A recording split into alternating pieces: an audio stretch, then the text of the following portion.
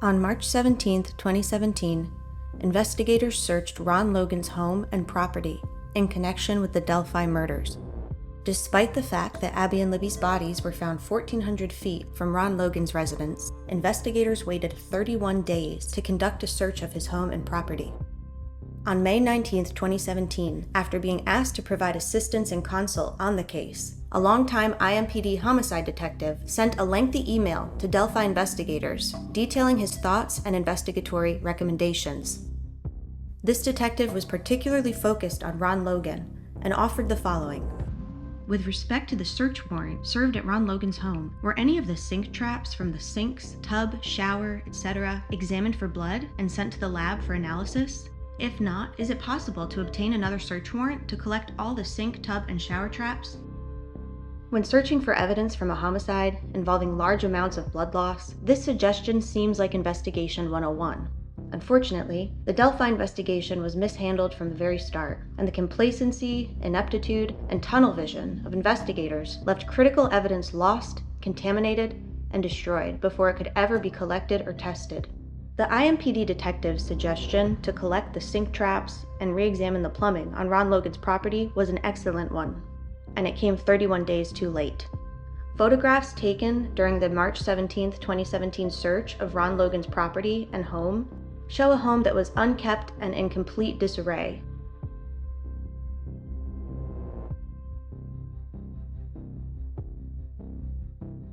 With the exception of one room, a recently renovated and completely pristine bathroom.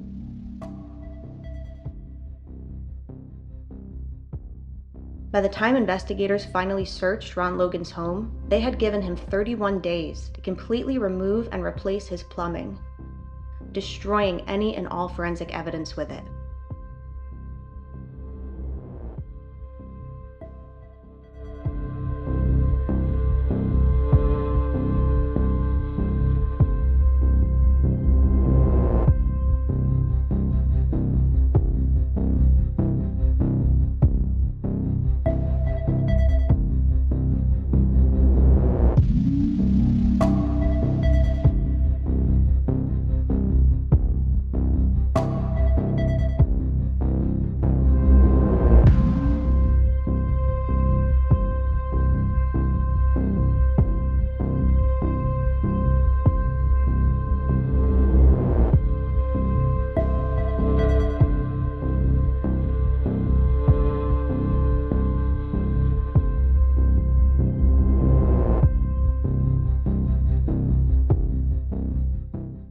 Neighboring fire departments and state police were called out to help, searching the area in the dark until calling off the search just before 1 a.m. Then on Tuesday, the search team started looking again. We are north of that railroad bridge. I believe we're in location. We're going to start searching this area.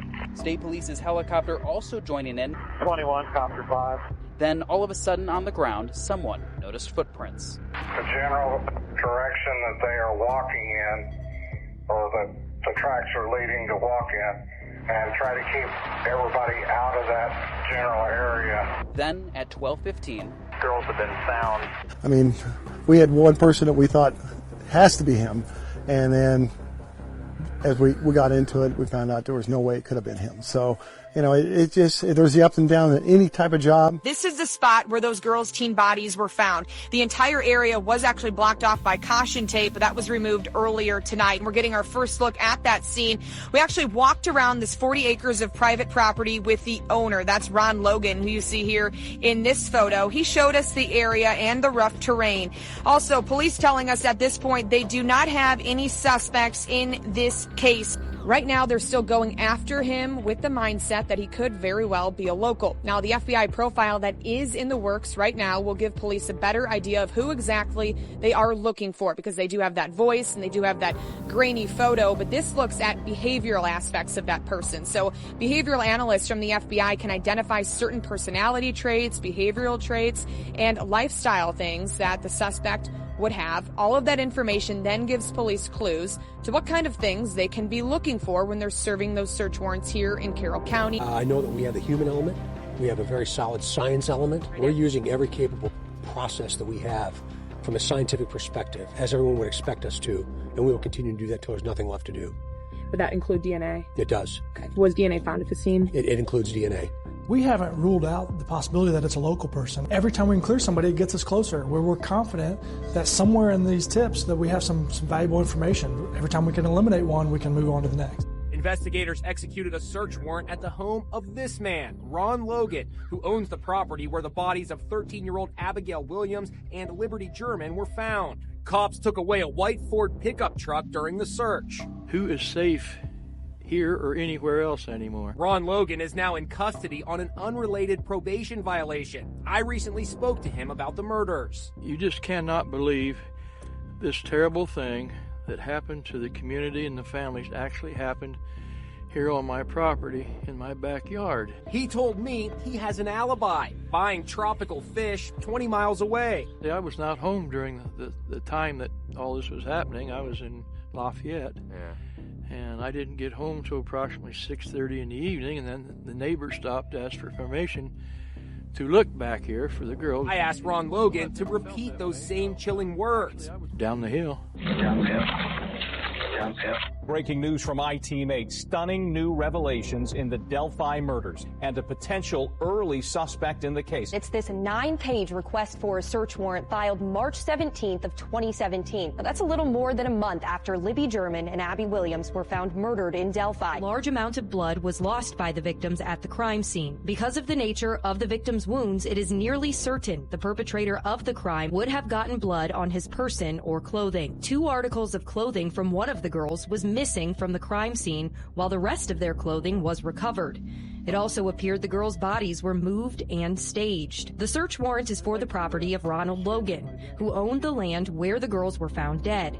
It describes his activity the day the girls went missing. The agent says Logan claimed someone drove him to an aquarium store in Lafayette on the afternoon of February 13th, at the time the girls disappeared. These statements were found to be factually false and intentionally designed to deceive law enforcement officers. Logan contacted his cousin and asked him to tell that story before the bodies were found. Based on investigators' experience, it is reasonable to believe that the creation of an alibi prior to the discovery of a crime indicates culpability or knowledge of the crime. The FBI search warrant has just been released, revealing they searched Logan's home. The picture is of such poor quality, it doesn't look like anyone I've ever seen. Logan is now dead, reportedly of COVID. He was never charged in the case, and it is unclear whether he was ever considered an official suspect. Who would have thought they'd let their children out to do something special that day, take a trip down, and then turn out with a disaster like this? The girls' bodies were found on private property roughly 50 feet away from Deer Creek. We spoke with the man who owns that property, Ron Logan there.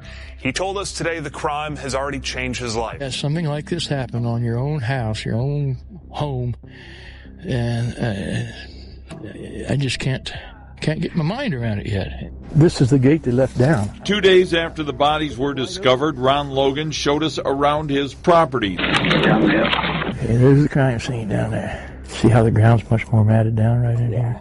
I think you're right there. This is my backyard. My backyard just happens to be bigger than most people.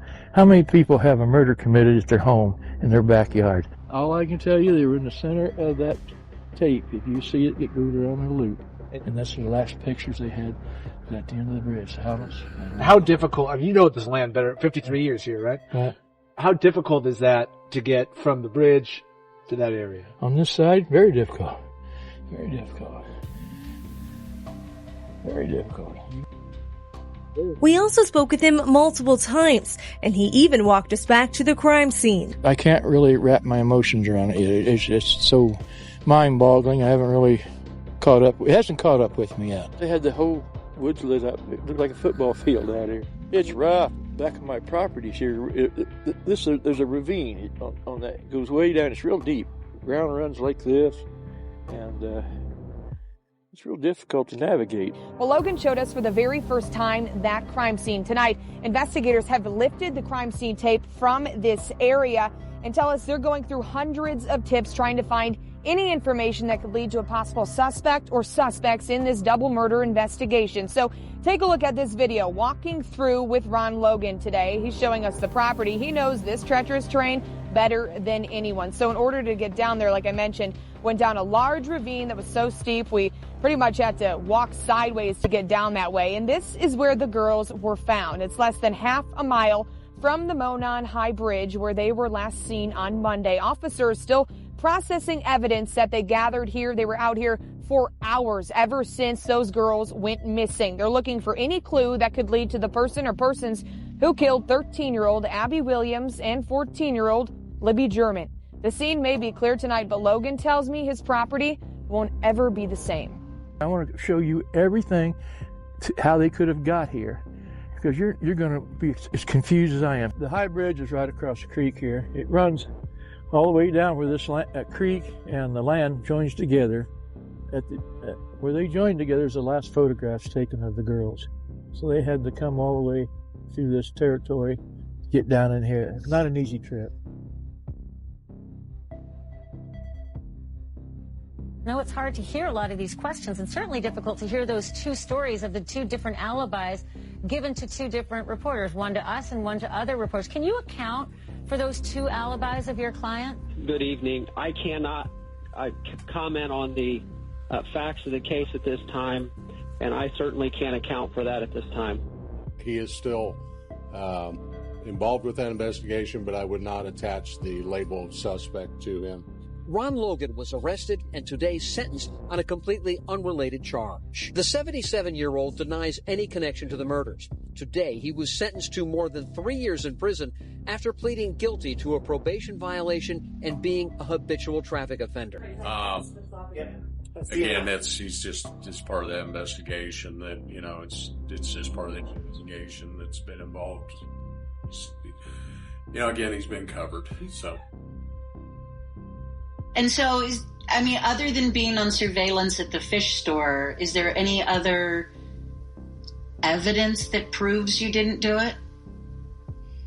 Well, I don't know why you would have to have anything else. The girls were being murdered, not in Lafayette. How much more do you need? His receipt for his fish purchase was at 5:21 p.m. For his alibi to be correct, he would have needed to arrive 3 hours prior to that. And it's a very small fish store. I doubt he was there for 3 hours. There's not that many fish in the sea. There's not that many fish. Back to 5/15/2017, so just after the murders, within months, contacted the FBI public access line to report a tip on the Delphi homicide. Logan confessed to Reese or Ricky a step-by-step of killing the two girls.